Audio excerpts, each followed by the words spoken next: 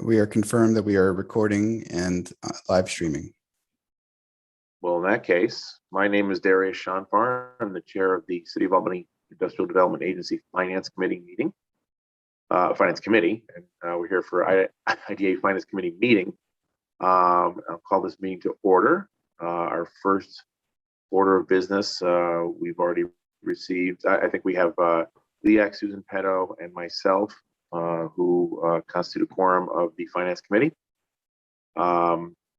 And those are all the members we have today, I believe. So the first order of business is call for a motion to waive the reading of the minutes and to approve them as presented. They have been previously distributed to everyone. Do I have a motion? So moved. Second. Susan, please second. Any questions, criticisms, corrections, anything on the minutes? All right, all those in favor of accepting the minutes, say aye. Aye. All right. Next, we'll move on to the report of the Chief Financial Officer, Mr. Opalka. Thanks, Darius. So in front of you is the third quarter financial statements for the Industrial Development Agency. As you can see, most of the activity that happened this year happened in the third quarter. We did receive over $1.2 million in agency fees. So with that, and then the expenses totaled 217. So we actually had a surplus of a little over $1 million for the third quarter. So that also corresponding to year to date, we were running well behind in agency fees. We're now over budget there. And on the expense side, most of the expenses are in line. Some of them are timing issues. That's why you do see some, variances there. And we did budget for strategic initiatives that has been pushed to 2022. And the one line that did get approved late last year was for the SBAP grant awards. You do see year to date, we've dispersed $32,000 in grant funds through the IDA. So with that, we have a surplus of $786,000 compared to a budget of positive $5,000. Terrific. Thank you. A lot of activities the last few weeks, so thank you for all your hard work, everybody. The next order of business is unfinished business. We have Holland Ave Oz. It is 25 Holland Ave. We recently had a public hearing on it earlier where the project was described in some detail.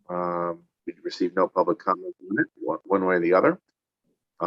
But I will turn it over to Andy, I think, and can provide us a brief rundown of the project from the IDA's perspective. And then we can also probably hear from the developers as well. Great, thank you, Darius. As the chair alluded to, a public hearing was just held prior to this meeting. Additionally, this project was introduced at previous Finance Committee meetings and was also discussed at length at the September Finance Committee meeting. I will run through a brief summary of the project. The project involves the construction of an approximate 67,000 square foot market rate apartment complex containing approximately 60 residential rental units with approximately 59 parking spaces. Looking at the estimated real property benefits over the duration of the requested period of assistance, the revenue gain to taxing jurisdictions, the status quo taxes over the 20 years of requested assistance would be just over $730,000. The pilot payments will total just over $4 million with a net benefit of approximately $3.29 million. The property value will increase from its current assessed value of $589,000 to an anticipated future value of $6.65 million, which is a net increase of just over $6 million. The total estimated investment is $12.1 million. And momentarily, we will go through the community benefits of the project in depth. As with all projects requesting real property tax abatements, a economic impact analysis was requested and that was received from the Capital District Regional Planning Commission. The impact analysis is done through the InPlan platform. It looks at the temporary construction impact of the project, the direct, indirect, and induced effects of that construction, which totaled $9 million.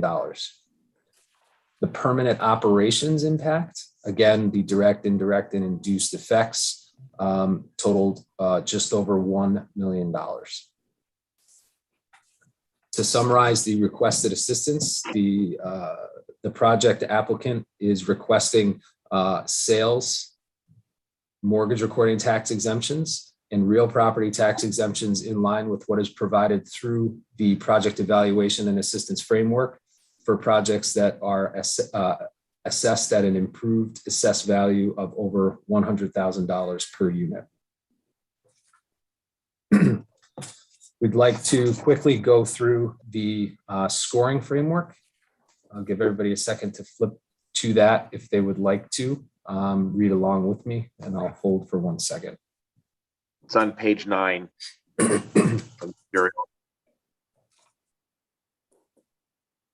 Got it. All right.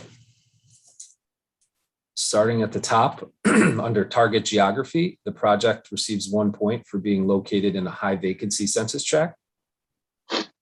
The project receives 1 point for being located within a neighborhood plan, that plan being the Midtown Colleges and University Study Plan. Under identified growth area, the project receives 1 point for being located within an existing cluster, which is the medical and the education cluster based on the location on the corner of Hackett Boulevard and Holland Avenue. Coming down to construction jobs, the project receives 2 cumulative points for creating an estimated 115 construction jobs. For financial commitment, the project receives 2 cumulative points for just over a $12 million investment.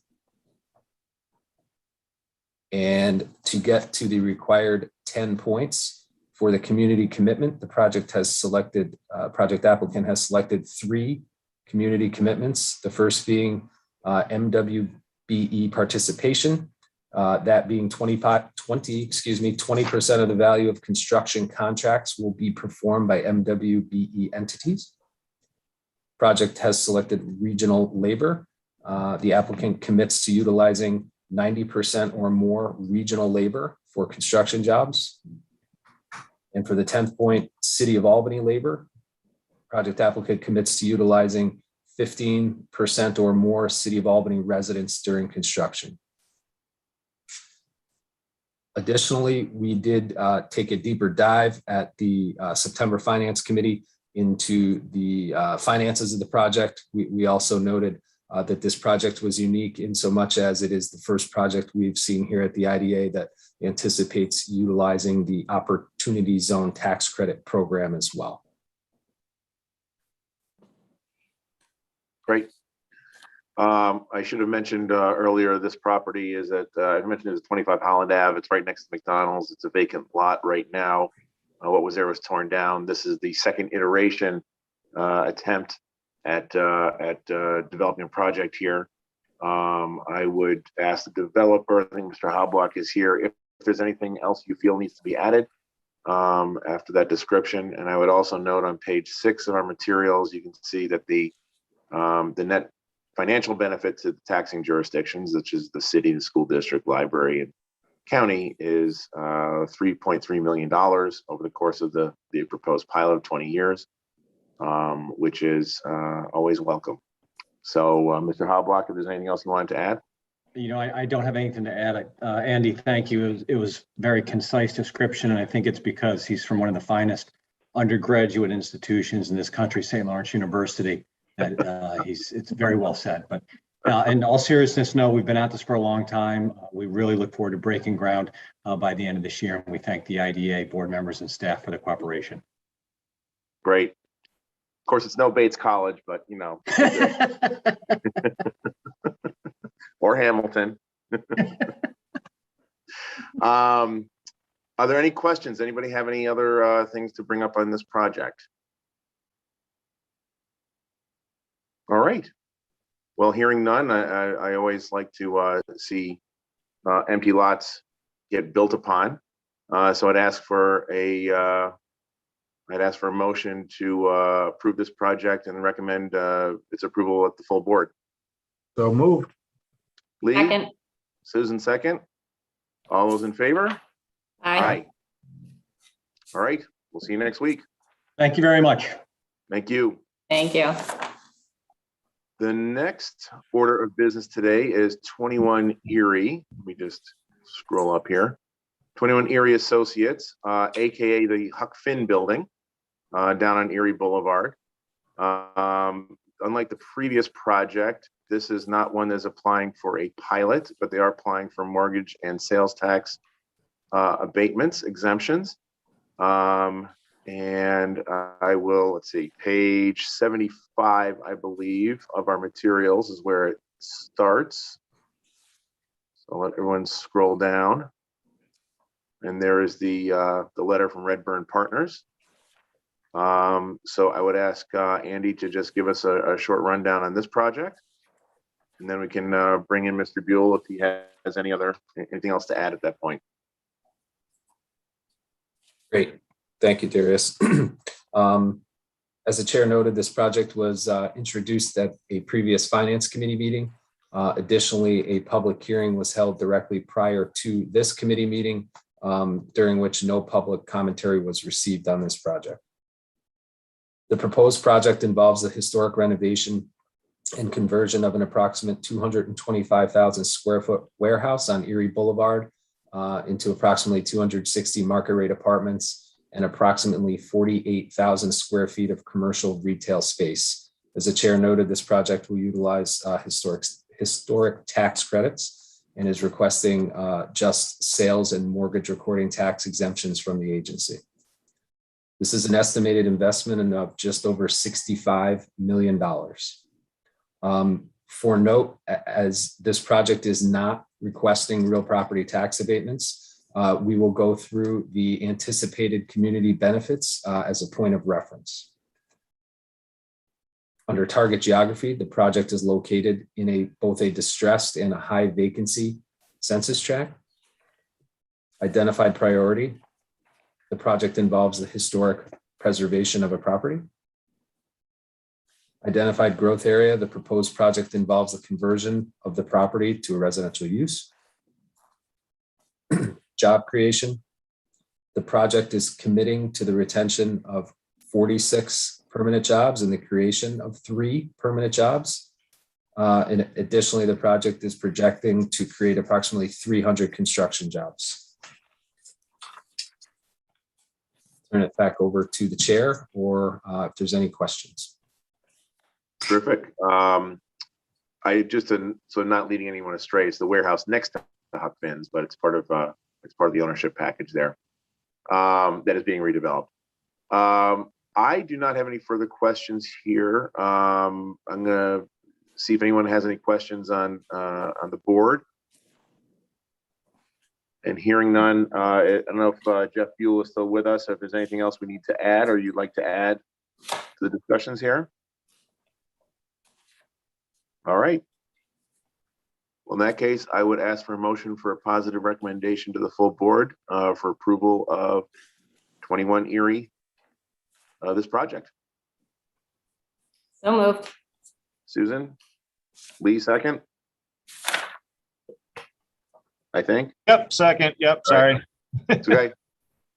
Any more discussion? All those in favor? Aye. Aye. All right. So we'll see you next week at the full board. Thank you. Our last order of unfinished business is AFP 107 Corp. The Hilton Albany. This was brought before us, essentially a request by the Hilton, which is an IDA supported project. Originally asked for an amendment to the pilot agreement. I don't think that the board was really inclined to do that. However, there's a component of the agreement that provides for an annual payment, and the Hilton has asked to defer its 2021 to 2025 annual community development fee to 2027, and 2028, 29, 30, and 31. And rather than $100,000 annual payment, they would propose to increase that to $103,000 in return for the delay of the due date for the payments. Have I misspoke or anything that I need to add there, Andy? Go ahead if there's anything else you'd like Yeah, to I'll add. defer to Tom on this one. Okay. No, I just want to just note that the request also includes relief in the form of leniency and understanding in regards to the committed full-time equivalent jobs. As I reported last month, we've discussed this with the Hilton Albany, and we do have a process, as the board and committee knows, for reviewing and reporting the status of those jobs annually. Yeah, it's been a tough year and a half for everybody, and so the hospitality industry has really taken its whacks over the past 18 to 20 months now, and recovery has not quite come as quickly as we'd like, but things are what they are at this point. Any questions? Any thoughts from the board, from anybody else? Anything else we need to bring up?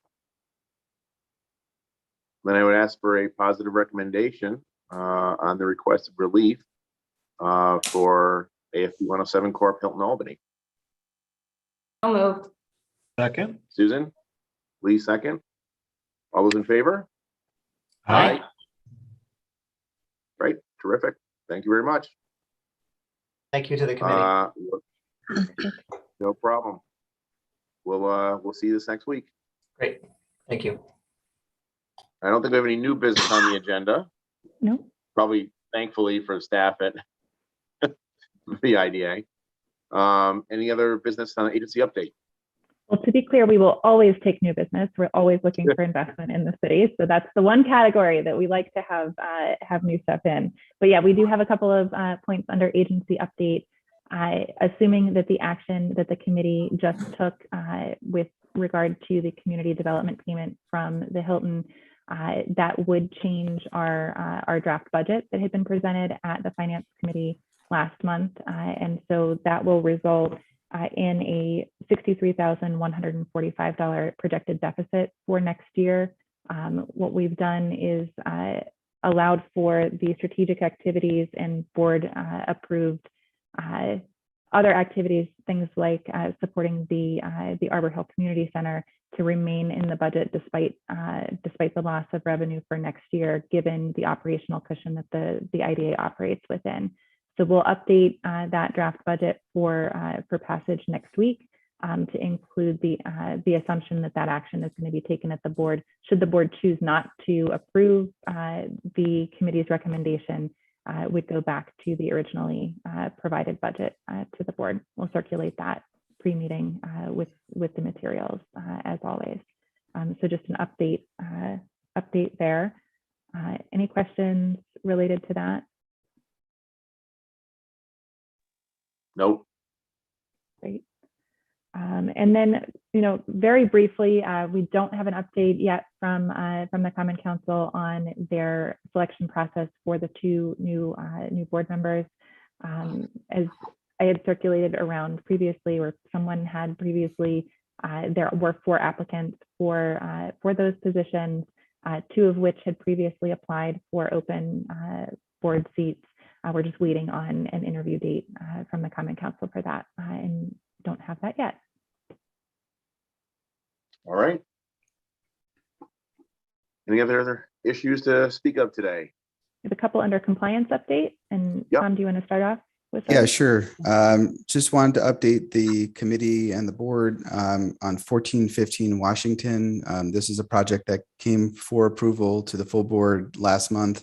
And that approval was contingent on the applicants securing their planning approvals. They have been going back and forth, as have been reported in the paper, on the 5% inclusionary housing requirement and sort of how they were dealing with that. We continue to monitor that project. They have not secured their planning approvals yet. They are going back to the planning board at the end of this month, as we understand it. So we will keep the committee and board apprised of that. Terrific. And then the only other topic which we may enter into executive session or not, but I did want to give a quick update on 960 Broadway and Nipper Apartments. And I We can do defer. the general overview Okay. in open session, and then Okay. if we wanted to discuss anything further, we could move into exempt session for legal counsel on litigation. Okay. Following the discussion last month, we did receive a copy of a summons and complaint from our counsel that we have signed and returned back to council, and we expect that to go out shortly for these. A response to the summons and complaint? It's basically a summons and complaint, just sort of outlining what the facts are on the project, and then requesting additional information from the applicant and Department of Taxation and Finance. Okay. I don't have any particular questions on this at this point in time. I don't know if anybody else does, or if there's any more information that we need to be apprised of that we would have to go into executive session. All right. I think that's it from us. All right. Any other business? In that case, I would ask for a motion to adjourn. So moved. Susan? Lee, Susan, So moved. all those in favor? Aye. We stand adjourned. See you at the CRC meeting in a few moments.